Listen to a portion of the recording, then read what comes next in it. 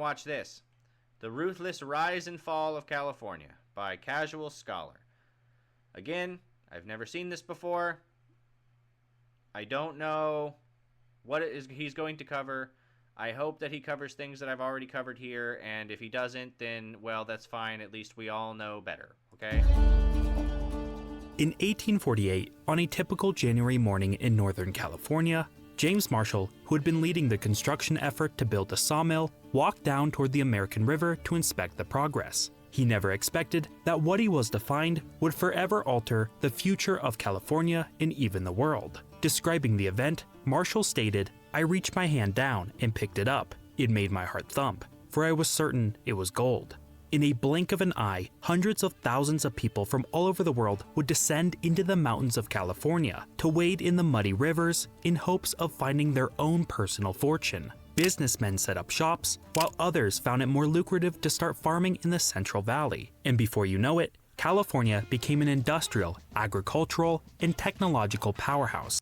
Yeah, see, this is what I was talking about. This is California back in the day, right? This is California during the gold rush, right? This is California during all of the industrial revolution, right? Like, it was absolutely the place to be. Okay, California, the Golden State. It's called the Golden State for a reason, right? The Oregon Trail, that old video game, like that thing that's based on like a whole actual thing. People were migrating across the country, risking their lives, risking the lives of their family to get to a state like California because there was a promise of gold. There was a promise of, manifest destiny, right? That was all going to California, going out west. The object was to get to this place that the Democrats have fucking ruined over the last couple of decades. Man, California used to be so awesome. It went on to give rise to some of the most influential innovations in history, became a global exporter of culture and entertainment, and for a century and a half proved to be the land of opportunity in the nation already known for its opportunity. It was the envy of the world for its state-of-the-art infrastructure, educational prowess, cheap land, and thusly its booming economy. While not absolute for everyone all of the time, California became the easiest place in the world to work hard and be rewarded in what was described as the California dream. Oh yeah, no, dude. Those people showing up, you see it in movies all the time. People showing up with stars in their eyes, that's definitely a real thing. I for a long time I wanted to be an actor, and I had legitimate aspirations to be like an actual actor, and I even did a couple of movies and stuff. And I always said, if Hollywood ever calls, I'm gone, right? I'm out. Now, obviously, that never happened. But it was just because I knew that if I go to a place like that, there's real competition. There's a real chance to actually make it. California promised... The promise of California was that your dreams would come true if you went there and you worked hard enough, right? And I don't think that's the promise anymore. Yet for all its glory, for the first time in history, California lost population in 2020 in what is being called the Great California Exodus. For the last 2 decades, hundreds of thousands have left the Golden State, and it's starting to accelerate. A vast majority of them cite California's cost of living. To buy a basic single-family home, Californians need at least 7 times the median income. See, this is what I'm talking about. It's ridiculously expensive to live in California, and whenever they tax the crap out of you, it doesn't help at all. And so, whenever they said that this, not the beginning of this video, but in the beginning, whenever we covered the fact that most people that are leaving are saying that it's not for political reasons, they're fucking lying, because they probably said that, oh, it's not political reasons, it's just super expensive to live there. Yeah, well, listen, it's expensive to live there because of your stupid politics. It's absolutely political, 100%. Half of all residents in Los Angeles County spend 50% or more of their paycheck just for rent. And it's not just workers leaving. Hundreds of large companies, including titans like Oracle, HP. See, and if you actually make enough to live here, they tax you even more because of the way that their tax system is set up. And Tesla have or are moving out, taking Tesla's with them out, tens bro. of thousands of high-paying jobs as a result of California's Tesla went to Texas. hostile business environment. Indeed, despite its gargantuan economy, which would rank it 5th in the world if it was an independent country, Told you. Fifth in the world. If you adjust California's median income with cost of living and taxes, you'll find in actuality it's not nearly as rich as you might have suspected. Having the second highest cost of living, only being beaten out by Hawaii, it's no wonder why California has the highest percentage of its population living in poverty, and even half of the entire homeless population of the United States. So how did California become so incredibly rich in the first place, only for it to become unlivable for most of its inhabitants? This is a story of the rise and fall of the California dream. I mean, yeah, no, I just covered all of that, right? Like, it used to be a place where your dreams would come true and you could actually find the American dream and show up and build something for your family and for future generations. And now it's just not that. Now, I mean, it's way too expensive to live there. Now it's just ridiculous in terms of homelessness, in terms of filth on the streets, right? Like, and a lot of the people that, and I know this, that a lot of the people on the streets, they choose to be there because it's so expensive to live anywhere, and they can just pitch a tent on a sidewalk and nobody's going to do anything about it, and they can just use whatever money that they do end up getting for drugs. Like, it's a cesspool dumpster fire. And it's absolutely, listen, it used to be the best state. It's now one of the worst fucking states in this entire country. And we need to do something about it. The fact that Trump is sending National Guard there is fucking awesome. I love it. Check this out. I'm going to show you how I afforded this car. I'm going to show you how I flipped this car. All right, 100. Okay. Teach me, casual scholar, please. I will try my best not to interrupt you. But I do have to speak because it needs to be some sort of transformative.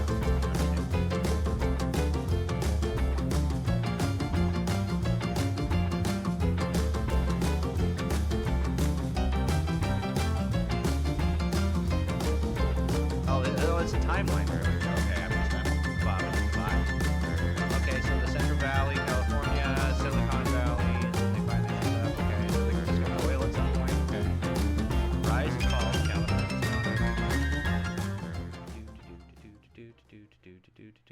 Yay! This video is sponsored by War Thunder. Jump into the most comprehensive vehicle combat game that's ever been created, featuring occupied by the United States during the Mexican-American War. Despite its massive size and mostly ideal weather, it was sparsely populated by only 150,000 people, of which just 4.5% were non-Native American. James Marshall's discovery of gold would change all of this, quickly unleashing the largest migration in the history of the United States. In total, over 300,000 people came, not just from the United States, but from China, South America, Australia, and Europe. To all of these new arrivals, San Francisco became the port and gateway to the gold riches, and thus its population exploded, from just 200 in 1848 to 37,000 a mere 5 years later. Gold mining became so lucrative that San Francisco's port started to be dominated by abandoned ships as crews and captains alike decided to try their luck in finding gold.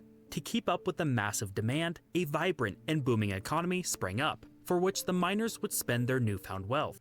See, this is what I was talking about. For decades, people were migrating to California just for a better life, for the promise of like gold, right? Like for the promise of the dream of being able to provide for future generations in your family. Like ultimately, that's why most of the men that are in this photo right now are freaking here, because they want to build something for their families.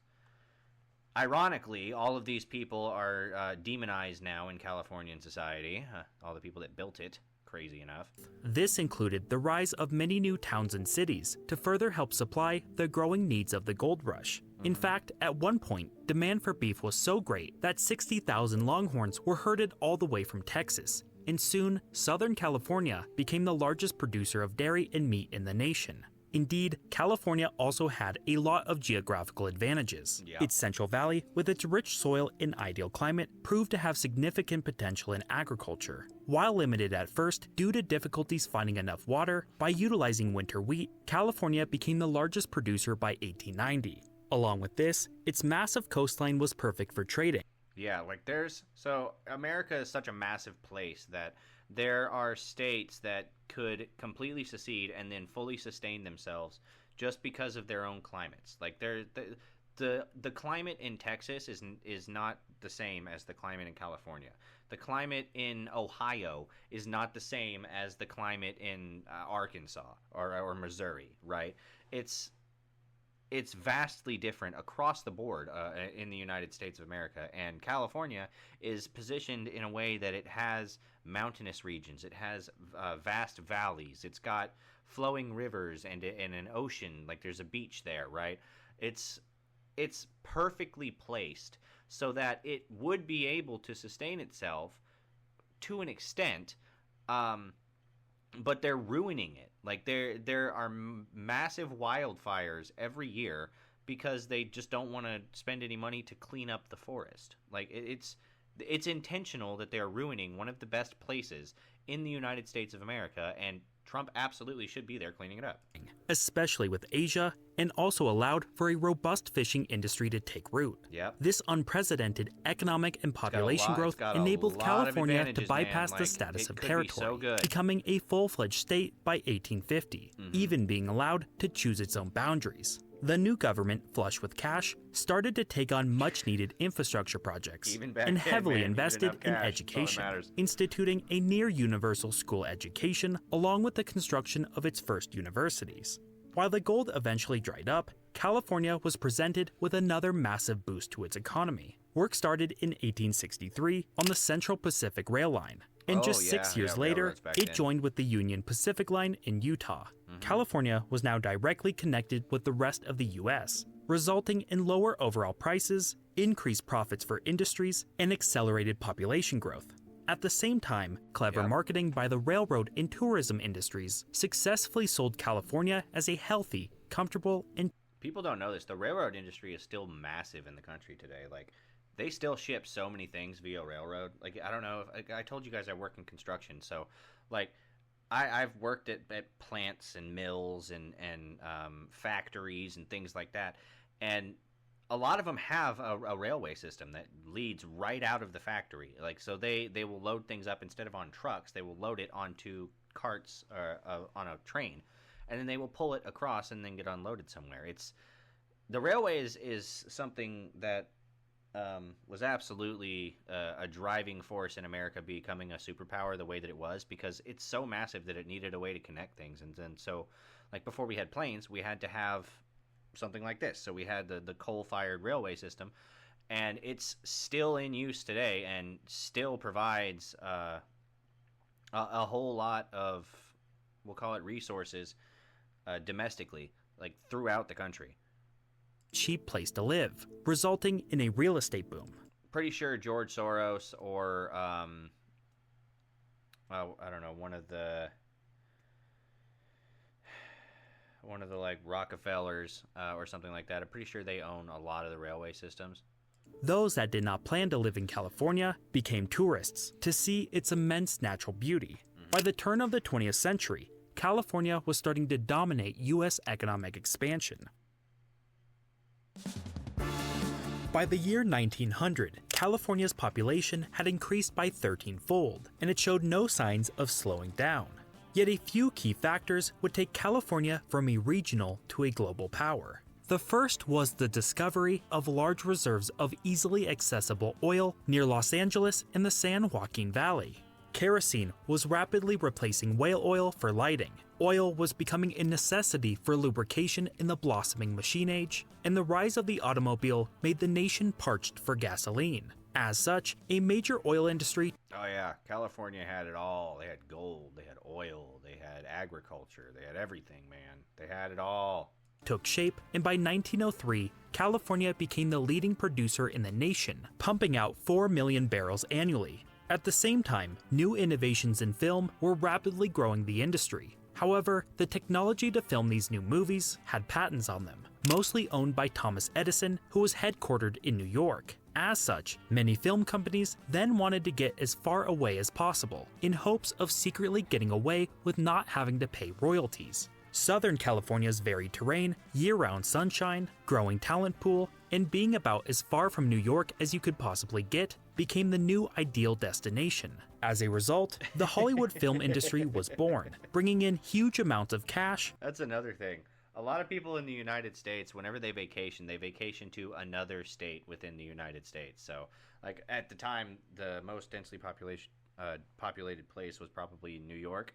So they're going all the way to California, all the way to the beach because it's as far as they can go.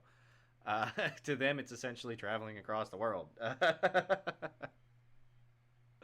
Yeah, that's another thing, I guess. While also projecting California's allure in culture domestically and eventually around the world. But the continued population boom of California soon required the state to start shaping nature. The cities in the Central Valley were starting to run out of water. To remedy this, many extensive water projects costing billions of dollars started redirecting large amounts of water. This included the Central Valley Project, the Los Angeles Aqueduct, and many other endeavors, which brought much-needed water from the mountains and rivers to the farmlands in the city. Until they decided to redirect it away from the city because they wanted to save some sort of small fish. And then California came into a situation where they had more genders than working fire hydrants, which is crazy. So whole communities just burned down because there were no water in the fire hydrants. And then the fire chief of, I don't remember where it was, the fire chief, some lesbian bitch, decided to say, oh, well, you know, if somebody's in a place where they need me to save them from a fire, they're probably in the wrong place anyway, you know? Like, they probably shouldn't have just been there.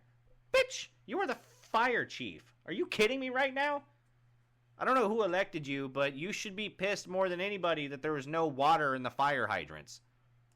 This not only enabled the capacity for many more residents, but also transformed California's heartland into the most productive agricultural region in the United States. Along with these projects came mass investment into more railroads and a sprawling highway system, boosting industrial growth even further. Yet California would get lucky once again. In the early to mid-20th century, California's strategic location gave rise to huge military investment. Ideal weather brought training facilities and airfields, and the rise of Japan as a military threat led to new naval ports and large-scale shipyards. World War II saw a skyrocketing of these needs, and California became a military-industrial powerhouse. Emerging from the war, California continued its role, attracting 25% of the entire Department of Defense's contracts and 40% of the military's research contracts. This was especially true for the aerospace industry, which continued to be a major supplier of employment and economic stimulus, later being accelerated due to the Cold War with the Soviet Union. Yet maybe most important to California's role in the world was its prowess in lower and higher education. From its inception, California funded near universal basic education. By the 1930s, it was a trendsetter in education beyond elementary schools, being a leader in the high school movement. Yeah, a trendsetter, and now look at it. I want to see if he covers it, so I've got something that I want to talk about, but I want to see if he covers it first. Combined with the Port of San Francisco, Stanford University, and nearby Moffett Field, led to the Bay Area becoming the epicenter of research and development for radio and aerospace. But Stanford would go on to heavily encourage its students to commercialize their ideas and seek venture capital, in what would become the birth of... It's almost like they were capitalist in nature. Hey, you have a really good idea that you think could benefit society? Why don't you go over here and try and monetize it? Because it will incentivize you to actually come up with the idea and actually innovate and provide something that's positive back to society. That would be awesome. But no, we can't do that anymore, no. Silicon Valley. It's almost like it's exactly what caused California to go from a small town with just a bunch of black and white guys to now the massive industrial complex that it is, 5th largest economy in the world. And they hate capitalists for it. Weird. At the same time, California adopted the Master Plan for Higher Education. It started spending huge amounts of money to build the largest community college system in the nation, dramatically increased the capacity for undergraduate institutions, and higher education became free, enabling 50% of high school graduates to enroll in college. As a result, the educational system churned out ideas and talent in which Silicon Valley... There has to be somebody paying for this, by the way, so this is probably why all of their taxes are so damn expensive. Was able to put to use. Quickly, investment, the amount of talent, and thusly innovation started spewing out from the region, giving rise to the transistor, integrated circuits, the precursor to the modern internet, the microprocessor, and eventually some of the largest companies ever created, including HP, Intel, Google. Dude, we got Google and Intel because California Oracle, Apple had policies that incentivize it. Oracle, Apple, Tesla, all because California had policies that incentivize it. Now, at least two of these, which they already covered in the video, at least two of these have left California because their policies are against businesses being there. Their policies incentivize being poor. Their policies incentivize being homeless and addicted to drugs. It's crazy. Tesla, and many others. California, and specifically Silicon Valley, became the global home of technological innovation, generating obscene amounts of cash. It has attracted the most talented minds from all over the world and is the reason you are able to watch this very video. Yep. California in the 20th century had firmly cemented itself as one of, if not the most influential pieces of land in the entire world. Incomes were high, jobs were plentiful, and homes were affordable. If you had any semblance of a work ethic or a novel idea, chances were you could live a comfortable life in California. While it was never absolute and often not equal, California during this golden age was unrivaled in its opportunities for everyday people. Venice Beach is one of the most iconic places in all of California, and its famed boardwalk is one of the most popular tourist destinations in the entire world. Yet the population calling this area home has decreased by 20% from 1960 to 2010. During that same period, the population of the Los Angeles metro area has increased by 91%. How did one of the most desirable areas on Earth lose population when the surrounding area itself had almost doubled? What once started as a working-class neighborhood in the 1960s has been transformed by a years-long battle by homeowners to make Venice even less dense than before, successfully implementing egregious building quotas and restrictions. Starting in the 1970s. Hold on. They fought to make it less dense? Look how dense it is. Jesus, how many people were they trying to pack into this? Los Angeles decentralized decision-making to citizen advisory committees. This allowed a narrow faction of wealthy homeowners to warp regulations to favor single-family homes, discourage further construction, and contest the building of denser and more affordable apartment buildings. They did this in an effort to retain what they already had. They wanted it to be denser than this. Like, how is that even... First of all, they all have a pool, which is crazy, which means all these people probably make somewhere near $1 million a year, which means they're probably getting taxed the 13%. And only half of them have grass. Oh, my God. California sucks, dude. Oh, my God. Quiet, single-family neighborhoods, which also had the benefit of greatly increasing their home prices. Not only this, but California's notorious environmentalism, which makes the state the most regulated in the country, if not the world, increased. Yeah, except they have the worst forest fires because they refuse to actually clean the underbrush. Costs and decrease supply. To make it even worse, a law which fixes the growth of property taxes forced the state to shift the burden onto home builders, resulting in the state having the highest construction impact fees in the nation. As a result, since 1960, the average home value in Venice has increased from $20,000 to almost $2.5 million. Yeah, so let's recap.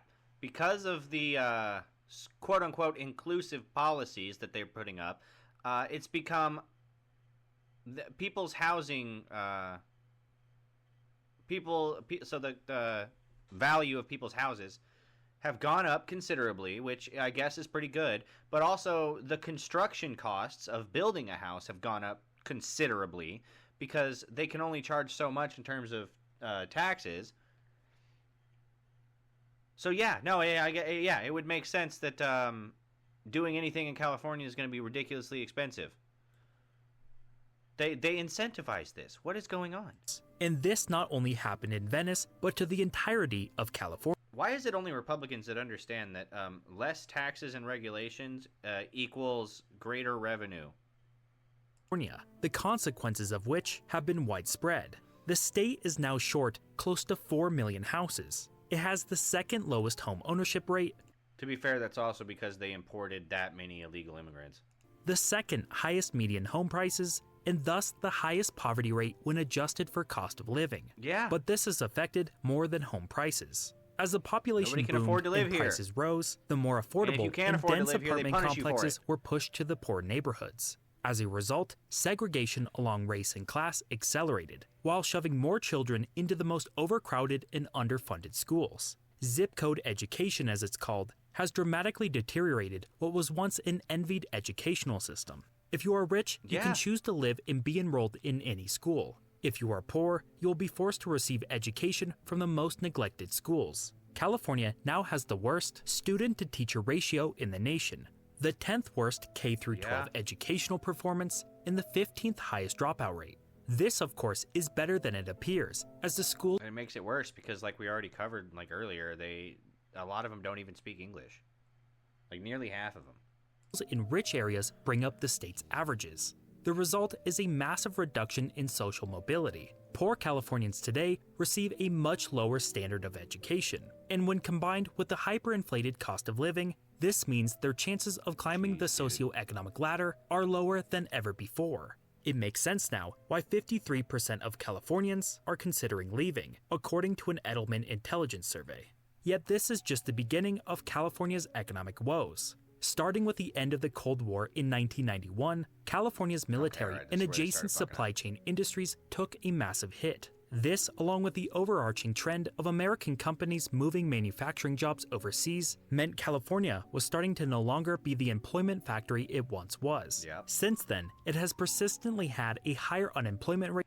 Hey man, hopefully Trump fixes that, right? I mean, with all the tariffs, it's incentivizing people to actually come back over here and build their factories here and build their stuff in America. Otherwise, they have to pay more to be able to push it to the American consumer, right? So if they want access to the American market, they have to pay X amount in terms of the tariff, right? So, but if they make their stuff in America, then they're not subject to the tariffs. It's only for foreign companies, right?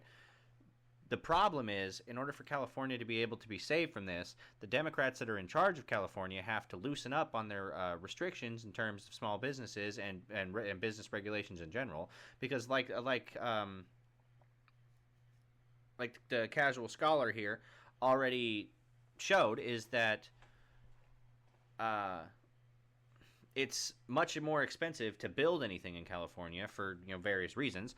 The taxes in California are insane. If you make $1 million a year or more, they charge you more in taxes. Plus, as long as somebody steals something that's less than $950, they're allowed to just do it, and it's a misdemeanor. So what exactly is the incentive for factories to come back to California? I mean, if you want to save this, you have to get rid of these dumb regulations. You have to get rid of these dumb taxes and allow Californians to actually be innovative, right? You have to allow capitalism to work.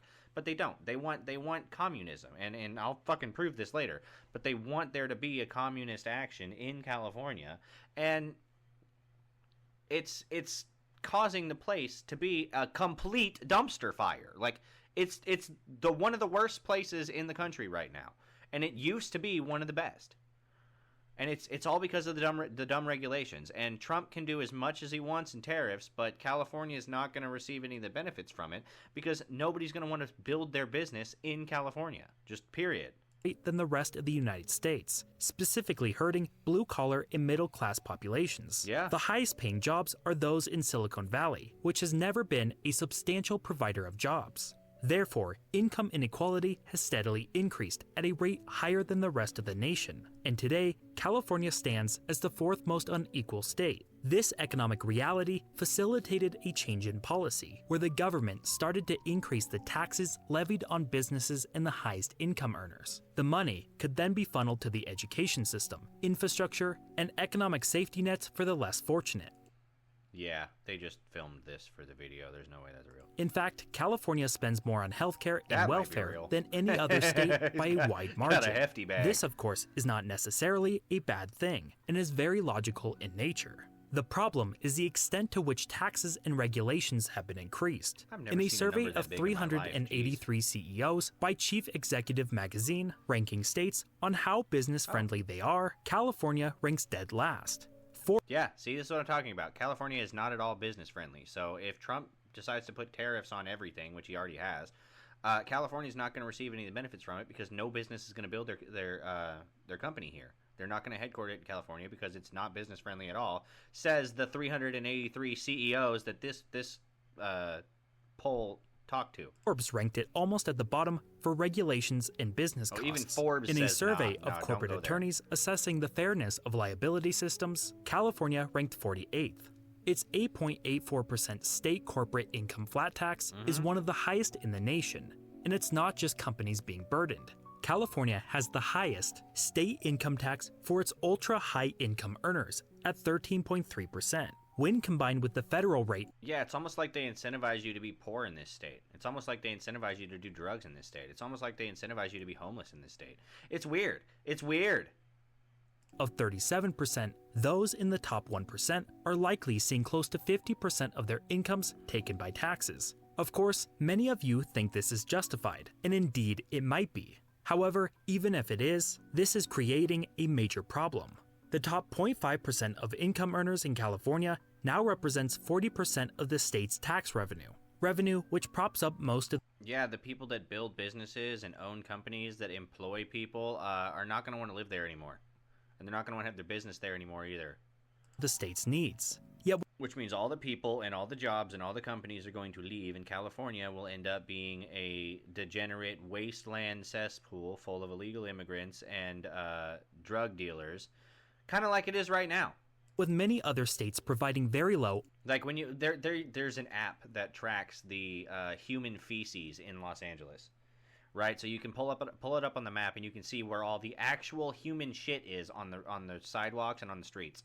Or no state income tax and little regulations, there now stands a huge incentive for those that support the whole system. Fairly certain they just have Narcan hanging from the trees because people that are doing drugs out there overdose so often that they just decide to leave it in random spots hanging from trees, so that whenever you're overdosing, you can just pluck it off and you're good to go.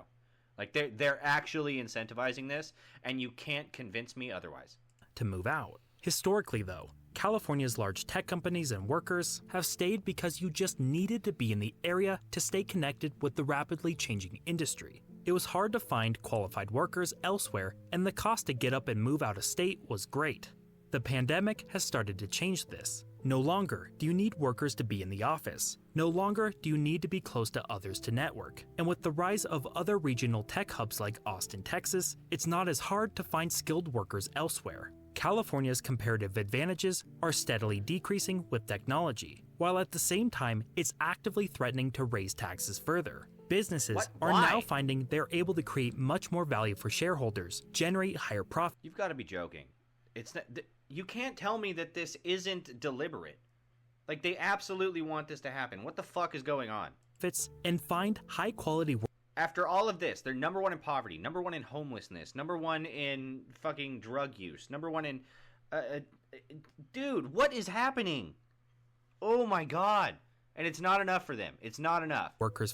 They have a $20 billion deficit, even though all of this, and it's not enough. Cheaper outside of California. Subsequently, in 2016 alone, 1,800 companies left, and today the state is losing about 12 major company headquarters every month. As they leave, they crucially take away billions of dollars of state tax revenue, which is needed to support the growing impoverished population, it's almost the worsening like educational system, and crumbling infrastructure projects that have been neglected since their construction. Worse yet, a large majority... Hasn't there been like $1 billion railway system or something like that they were supposed to be building for the last 10 years and they haven't even started? ...of state revenue is built off the back of capital gains. As California stares down the barrel of a recession and the ensuing stock sell-off, these revenues are likely to be taken away precisely when the economy needs it most. California now finds itself in a catch-22. As the economy increasingly becomes unequal, the voter demand to increase taxes on the wealthy does too. As these taxes increase, more companies and wealthy individuals leave, taking with them much-needed tax revenue, and thus the cycle repeats. Makes sense. Yet running for office on the promise to cut taxes or spending proves to be political suicide, as candidates running to spend and tax more win out.